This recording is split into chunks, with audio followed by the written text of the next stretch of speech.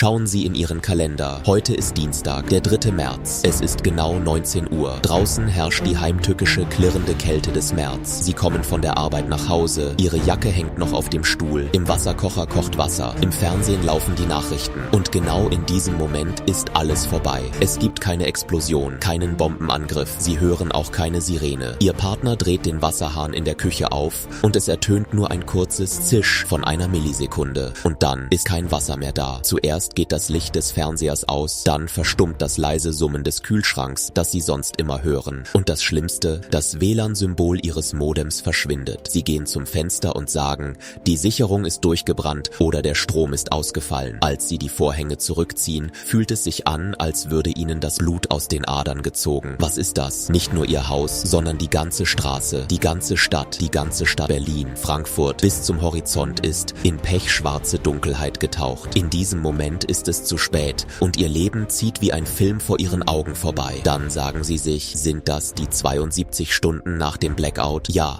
wahrscheinlich ist es das. Wahrscheinlich. Leider haben die letzten 72 Stunden der Zivilisation begonnen. Und Sie stehen vor der Wahrheit, die Ihnen die Experten nie gesagt haben. Diese 72 Stunden, die Ihr Leben beenden werden. Und der psychologische Überlebensdruck, der nach der Stille kommen wird. Ich kann dieses Gefühl spüren. Meine Hände und Füße beginnen zu kribbeln. Als mein Körper langsam zu erkalten beginnt, fragen die Kinder, Papa, was ist draußen los? Meine Frau fragt besorgt, Liebling, gibt es ein Problem? Sie haben keine Antwort darauf, denn am Dienstagabend, dem 3. März, ist alles, was Sie kennen, zu Ende. Jetzt ist es an der Zeit, alles zu bereuen, was Sie in den ersten 15 Minuten nicht getan haben. Sind Sie bereit? Hören Sie das? Das ist nicht nur Stille, das ist das Geräusch der modernen Welt, die in Zeitlupe zerfällt. Die nächsten 15 Minuten werden darüber entscheiden, ob Sie und Ihre Kinder die Woche überstehen werden. 95% der Menschen werden diese Zeit damit verbringen zu warten. Sie werden auf die Rückkehr des Stroms hoffen. Aber Hoffnung ist keine Strategie. In einem Blackout ist Hoffnung Ihr Todesurteil. Der erste unsichtbare Killer ist nicht der Durst, sondern der Druckabfall. Während du aus dem Fenster schaust, liegt das Wasserversorgungsnetz in den letzten Zügen. Deutschland ist kein Land der Brunnen mehr. Wir sind von elektrischen Pumpen abhängig. Im Moment fließt das letzte saubere Wasser in den Leitungen nur noch durch die Schwerkraft. Wenn du jetzt nicht handelst, ist es vorbei. Fülle nicht nur ein Glas, fülle die Badewanne, jeden Topf, jeden Eimer. In 15 Minuten wird aus diesem Wasserhahn nur noch ein trockenes Rauschen zu hören sein. Und dann beginnt das, was dir die Experten nicht gesagt haben. Der Rückstau in der Kanalisation. Ohne Strom gibt es keine Abwasserpumpen. Wenn Sie weiterhin die Toilette benutzen, verwandeln Sie Ihr Zuhause in eine biologische Todeszone. Mittelalterliche Krankheiten sind in einer Welt ohne Strom nur 72 Stunden von uns entfernt. Zwischen der 2. und 6. Stunde, Sie wollen zum Supermarkt gehen? Vergessen Sie es. Deutschland funktioniert nach dem Just-in-Time-Prinzip. In den Lagern gibt es keine Lebensmittel. Die Lebensmittel befinden sich derzeit in den Lastwagen auf den Autobahnen. Aber ohne Strom gibt es auch keinen Kraftstoff. Die Zapfsäulen an den Tankstellen sind außer Betrieb. Die Lastwagen haben den Motor abgestellt. Ein gewöhnlicher Supermarkt hat höchstens Vorräte für 2 Tage. Und das auch nur, wenn die Menschen sich höflich verhalten. Aber wenn Kinder hungrig sind, bleibt niemand höflich. In 6 Stunden wird dein geliebter Nachbar zu jemandem, den du nicht wiedererkennst. Das Reptiliengehirn setzt ein. Es gibt nur noch eine Frage. Habe ich genug oder muss ich dir das wegnehmen, was du hast? Heute ist der 3. März. Draußen sinkt die Temperatur auf -1 Grad. Ist dein Haus modern isoliert? Das ist jetzt Ihr Fluch. Ohne Heizung verliert ein durchschnittliches deutsches Haus pro Stunde 1 Grad an Wärme. Nach 12 Stunden wird die Temperatur in Ihrem Haus auf 10 Grad gefallen sein. Hier begehen die meisten Menschen ihren letzten Fehler. Sie versuchen sich zu wärmen. Sie holen ihre Campingkocher ins Haus oder heizen den Herd in der Küche an. Was sie nicht wissen, Kohlenmonoxid ist geruchlos und schwerer als Luft. Es füllt den Raum von unten nach oben wie ein Pool. In dem Moment, in dem du denkst, dass es warm wird, fällst du in Schlaf und wachst nie wieder auf. Die Feuerwehr, die kommt nicht. Die haben keine Funkgeräte, kein Benzin und auch ihre Familien frieren zu Hause. Im Moment gibt es draußen keine Regeln. Die Polizei? Im Moment gibt es draußen keine Regeln. Die Polizei? Vergiss sie. Die Funkgeräte sind stumm, die Fahrzeuge haben kein Benzin mehr und die meisten haben längst ihre Uniformen ausgezogen und sind gegangen, um ihre Familien zu beschützen. Auf den Straßen gibt es nur noch 2 Arten von Menschen, Jäger und Gejagte. Wenn Licht aus deinem Haus scheint, wenn Rauch aus deinem Schornstein aufsteigt, dann schreist du der ganzen Stadt zu: Hier gibt es Ressourcen. Das größte Überlebensgeheimnis, das dir die Experten nicht verraten, lautet: sei ein grauer Mann. Ziehe keine Aufmerksamkeit auf dich, verbreite keinen Geruch, lass kein Licht nach außen dringen. In der 48. Stunde ist Mitleid kein Luxus, sondern eine Schwäche. Wenn es an deiner Tür klopft, ist das keine Hilfe, sondern die Verzweiflung eines Menschen, der nach dem letzten Schluck Wasser in deiner Hand giert. Was ist mit den festen Institutionen des Staates? Die 48. Stunde ist die Stunde, in der sich die Krankenhäuser in Deutschland still von uns verabschieden. Die Generatoren haben kein Diesel mehr. Die Geräte auf den Intensivstationen sind verstummt. Der Gegner sagt nur: Menschen sterben. Ich sage dir die Wahrheit. Tausende Dialysepatienten, tausende Babys und ältere Menschen werden hingerichtet, nur weil ein paar Ampere Strom fehlen. Operationssäle, die zu Leichenhallen werden. Das ist keine Dystopie, das ist das mathematische Ergebnis eines Landes, dessen Logistik zusammengebrochen ist. Und die 72. Stunde. Vielleicht ist ein Wunder geschehen und der Fehler im Netz wurde behoben. Glaubst du, dass die Lichter wieder angehen werden? Das ist die größte und riskanteste Lüge. Das Stromnetz ist wie ein lebender Organismus. Man kann nicht einfach auf einmal das ganze Land mit Strom versorgen. Wenn man das tut, sprengen Millionen von Geräten, die gleichzeitig ans Netz gehen wollen, das Netz. Das nennt man Kaltstart. Experten werden wochenlang damit beschäftigt sein. Es werden Stromversorgungsversuche von Bundesstaat zu Bundesstaat und von Stadtteil zu Stadtteil durchgeführt werden. In eine Straße wird Strom kommen, in eine andere nicht. In diesem Moment wird der Bürgerkrieg zwischen dem Stadtteil mit Strom und dem Stadtteil ohne Strom blutiger sein als der Blackout selbst. Die meisten Menschen verlassen sich auf den Akku ihres Telefons. Das ist ein großer Fehler. 90% der Basisstationen in Deutschland haben keinen Generator. Sie haben nur Akkus. Wissen Sie, wie lange diese Akkus halten? Genau 2 Stunden. Am Dienstag, dem 3. März, um 21 Uhr, werden Ihre so vertrauten Smartphones nur noch als Taschenlampen funktionieren. Aber das ist noch nicht das Schlimmste. Wenn die Basisstationen ausfallen, funktioniert nicht nur Google Maps nicht mehr, sondern auch die Zeitsynchronisation bricht zusammen. Banksysteme, Börsendaten, digitale Schlösser, alle verlieren gleichzeitig die Zeit. In einer Welt, in der die Zeit stehen geblieben ist, besteht Ihr Geld nur noch aus bedeutungslosen Zahlen auf einem Bildschirm. Und jetzt werde ich Ihnen vom stillen Killer im Wassernetz erzählen. Ich sage Ihnen, fließendes Wasser wird Ihnen das Leben nehmen. Wenn der Strom ausfällt, sinkt der Druck in den Wasserleitungen. Wenn der Druck sinkt, werden Bakterien und Legionellen, die seit Jahren an den Wänden der Rohre haften, aktiv. Das stehende Wasser in den Rohren verwandelt sich selbst in der trügerischen Kälte des März in eine biologische Bombe.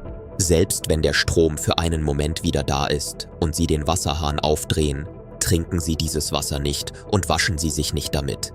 Dieses Wasser ist kein Lebenselixier mehr, sondern verbreitet Infektionen. Nach 72 Stunden wird Deutschland zu den Cholera-Epidemien des 19. Jahrhunderts zurückkehren. Moderne deutsche Häuser, intelligente Schlösser, elektrische Rollläden, Fingerabdruckleser, allesamt Wunderwerke der Sicherheit, nicht wahr? Weit gefehlt. In der Nacht des 3. März werden diese intelligenten Häuser zu ihrem Sarg. Wenn der Strom ausfällt, bleiben diese intelligenten Türen ohne Notstromversorgung verschlossen oder öffnen sich völlig schutzlos.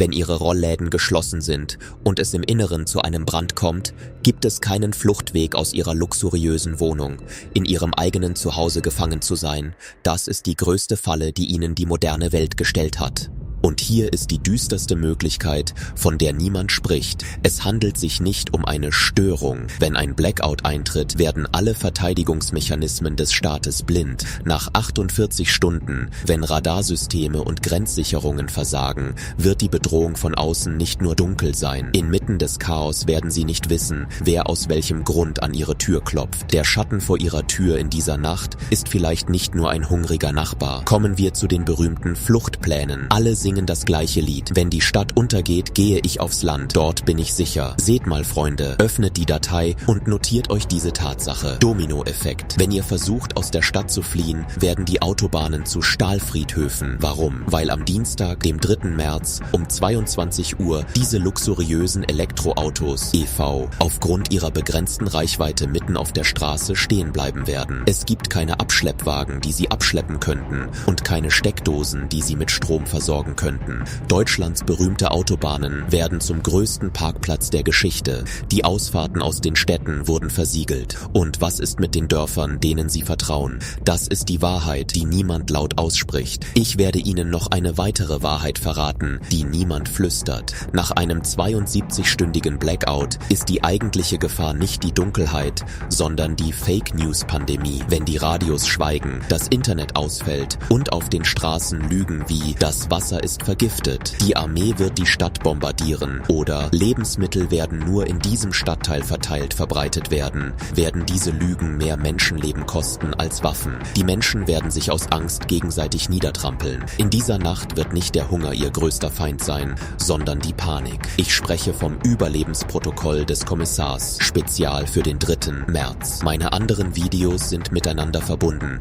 Dort finden Sie weitere Details. Wenn Ihnen meine Bemühungen gefallen, abonnieren Sie meinen Kanal und Sie werden immer mehr finden. 1. Protokoll: Stiller Wasserfluss. Dienstagabend, 19:05 Uhr. Das Wasser ist noch nicht abgestellt, aber der Druck sinkt. Es reicht nicht aus, die Badewanne zu füllen. Füllen Sie alle Thermoskannen im Haus mit kochendem Wasser. Warum? Weil dieses heiße Wasser 48 Stunden später das einzige sein wird, was Ihren erfrorenen Körper am Leben hält. Dieses Wasser ist nicht nur zum Trinken da, es wird Ihre Wärmequelle sein. 2. Protokoll: Analoge Festung. In dieser Nacht, in der alles Digitale den Geist aufgibt, sind Papier und Stift Ihre einzigen Freunde. Schreiben Sie die Telefonnummern Ihrer Familie, Blutgruppen und wichtige Adressen auf ein Blatt Papier und stecken Sie es in Ihre Tasche. Bleiben Sie nicht ohne Kontaktmöglichkeiten, wenn Ihr Telefon ausfällt. Und haben Sie immer kleine Geldscheine in Ihrer Tasche. In der Nacht des 3. März reichen 500 €, vielleicht nicht für eine Scheibe Brot, aber 5-Euro-Münzen sind Ihr einziger Schlüssel, um jemandem einen Gefallen zu tun. 3. Protokoll: Unsichtbare Heizung. Wählen Sie den kleinsten Raum in Ihrem Haus. Versammeln Sie die ganze Familie dort. Verschließen Sie die Türschwellen mit Handtüchern. Hängen Sie Decken vor die Fenster. Aber das Wichtigste: lassen Sie das Wasser aus den Zentralheizungsrohren nicht ab. Das Wasser in diesen Rohren fungiert als Heizkörper,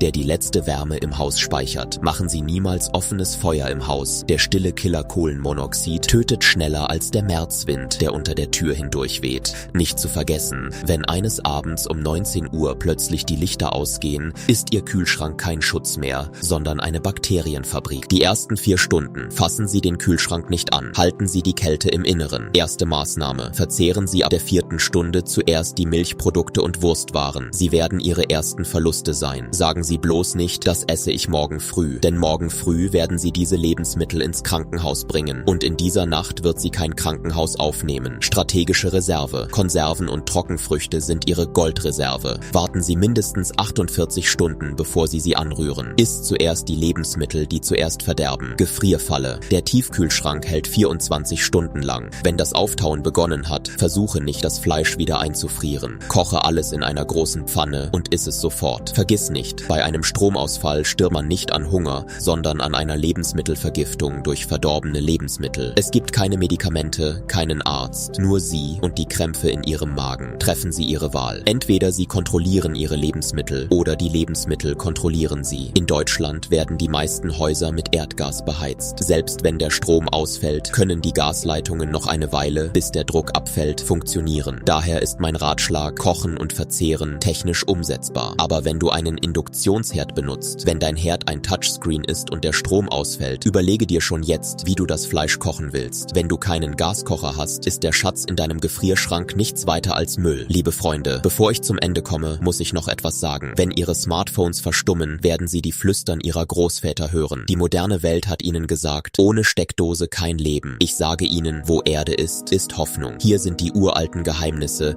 die Ihnen in diesen 72 Stunden das Leben retten werden und die Sie in keinem YouTube-Video finden werden. Erstens: der unterirdische Kühlschrank, das Wunder der Speisekammer. Hat Ihr Kühlschrank angefangen, Bakterien zu produzieren? Unterschätzen Sie nicht den Blumentopf auf Ihrem Balkon oder die Erde in Ihrem Garten. Überliefertes Wissen: unter der Erde herrscht selbst im März eine konstante Temperatur. Wenn Sie Ihre Lebensmittel, insbesondere Eier, Käse und hartes Gemüse, in ein Tuch wickeln und unter der Erde vergraben oder tief in einen Blumentopf auf Ihrem Balkon stecken, schützen Sie sie vor der eisigen Kälte draußen und der bakterienfördernden Wärme drinnen. Der Boden ist der sicherste Tresor der Natur. Jetzt werden Sie sagen: Herr Kommissar, es ist März. In Deutschland ist es eiskalt. Welche Bakterien? Sie haben recht. Draußen ist es wie in einem Gefrierschrank. Aber aber sie vergessen etwas. Die berühmte Isolierung deutscher Häuser. Diese Wände lassen die Kälte von draußen nicht herein, aber sie lassen auch die 22 Grad Wärme von innen nicht nach draußen entweichen. Wenn der Strom ausfällt, bleibt es im Haus stundenlang warm. Der Kühlschrank steht wie eine Kiste mit ausgeschaltetem Motor mitten in diesem warmen Raum. Das Fleisch und die Milch darin, die nichts von der Kälte draußen wissen, beginnen in diesem 22 Grad warmen Gefängnis innerhalb von Minuten Bakterien zu produzieren. Die klare Anweisung des Kommissars: Wenn Sie Ihre Lebensmittel retten wollen, müssen Sie die Märzkälte strategisch nutzen. Warten Sie nicht. Hoffen Sie nicht, dass der Strom wiederkommt. Nehmen Sie die empfindlichsten Produkte, Fleisch und Milch, aus dem Kühlschrank und bringen Sie sie sofort nach draußen, an die schattigste und kälteste Ecke des Balkons. Aber Vorsicht, lassen Sie Ihre Lebensmittel nicht offen liegen. Wickeln Sie sie fest ein, um sowohl das Einfrieren und Auftauen zu verhindern, als auch um die zweibeinigen Jäger nicht mit ihrem Geruch in der Dunkelheit zu wecken. Vergessen Sie nicht, bei einem Stromausfall kann die Kälte draußen Ihr größter Feind sein. Aber wenn Sie sie richtig nutzen, ist sie Ihr einziger Freund. 2. Die Kraft einer Kerze verzehnfachen. Lichtfalle. Sie haben nur eine Kerze und der ganze Raum ist dunkel. Tipp: Es reicht nicht aus, einen Spiegel oder mit Aluminiumfolie beklebten Karton hinter die Kerze zu stellen. Stellen Sie stattdessen mit Wasser gefüllte, durchsichtige Plastikflaschen um die Kerze herum auf. Das Wasser bricht das Licht und beleuchtet den Raum wie eine Glühbirne. Man nannte dies früher Armenlaterne. Mit einer Kerze kann man einen ganzen Haushalt so beleuchten, dass alle Bücher lesen können. Aber Vorsicht, lassen Sie das Licht nicht durch das Glas entweichen, damit Sie keine Jäger anlocken. 3. Tonlöscher, der billigste Heizkörper. Ist Ihnen kalt? Ist Ihr elektrischer Heizkörper nur noch ein Haufen Metall? Überliefertes Wissen: Stellen Sie 2 Tontöpfe ineinander und stellen Sie eine Kerze dazwischen. Der Ton speichert die Wärme und nach einer Weile wird der Topf zu einem Heizkörper, der so heiß ist, dass Sie sich daran die Finger verbrennen können. Mit ein paar Kerzen können Sie die Kälte im Raum wieder vertreiben. Das ist das 1000-jährige Geheimnis der Überlebenden in belagerten Städten. 4. Die älteste Methode zur Wasseraufbereitung: Sonne und Kohle. Ist das Leitungswasser verschmutzt? Sind Ihre Filter aufgebraucht? Hier ist die geheime Kraft des staubigen Grillkohlesacks im Keller. Grundwissen: Nehmen Sie gewöhnliche Holzkohle, zerkleinern Sie sie gründlich, bis sie pulverförmig ist. Wenn Sie einen Campingkocher oder ein Feuer haben, erhitzen Sie dieses Kohlepulver in einem Metallbehälter gründlich. Dadurch öffnen sich die Poren der Kohle und sie wird zu einem einfachen, aktiven Filter. Füllen Sie den zerkleinerten Kohlenstaub in ein sauberes Tuch oder mehrere Lagen Socken und filtern Sie das Wasser durch diesen Filter. Holzkohle zieht Chemikalien und schlechte Gerüche aus dem Wasser wie ein Magnet. Aber vergessen Sie nicht: Kohle reinigt, die Sonne tötet. Füllen Sie das gefilterte Wasser in eine durchsichtige Plastikflasche und lassen Sie es 6 Stunden lang in der Märzsonne stehen. Die UV-Strahlen töten die verbleibenden Mikroben ab. Nun, entweder schließen Sie dieses Video jetzt und sagen sich: Was für ein Drehbuch, während Sie weiter Ihren Kaffee trinken. Oder Sie gehen morgen früh zum Supermarkt und kaufen die fehlenden 20 Liter Wasser, die Batterien und das Analogradio. Vergessen Sie nicht, wenn ein Blackout beginnt, sind Sie kein Kunde mehr. Sie sind nicht einmal mehr ein Bürger. Sie sind nur noch Überlebende. Wenn am Dienstag, dem 3. März, wieder einmal von Berlin bis Frankfurt alles dunkel ist, werde ich nicht mehr hier sein. Aber diese Informationen werden Ihnen im Gedächtnis bleiben.